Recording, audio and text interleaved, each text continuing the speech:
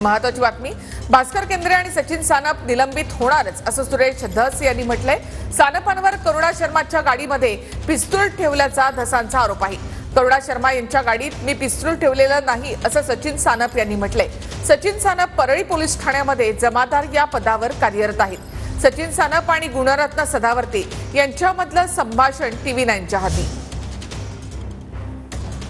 एवढंच आहे की केंद्रे आणि मी जवळजवळ 10 वर्ष झालं सोबत नोकरी केली सर। आम्ही पथकामध्ये पण सोबत होतो आणि आता पण परळीला पण परळी शहर पोलीस स्टेशनला केंद्रे होता आणि संभाजीनगर पोलीस स्टेशनला मी होतो सर। थोडक्यात केंद्रे साहेबांचा मित्र आहेस? बरोबर सर, आम्ही सोबत नोकरी 2017 पासून आम्ही एक पथकामध्ये पण होतो। त्याच्यानंतर ते LCB ला गेले, मी संभाजीनगर पोलीस स्टेशनला गेलो।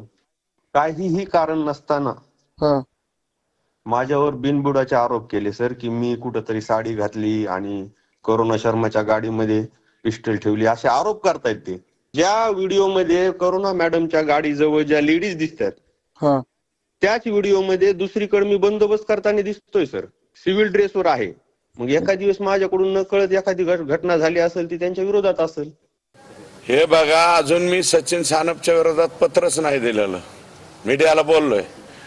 बंदूक ठेवणारा तो जो माणूस आहे तो देशमुख आडनावाचा माणूस आहे, पण बंदूक ठेवल्याच्या नंतर तो दरवाजा बंद करणारा सचिन सानप, भास्कर केंद्रे सगळे व्हिडिओ आहे ना, व्हिडिओ तोंडामध्ये असं नाही का रुमाल धरलेले।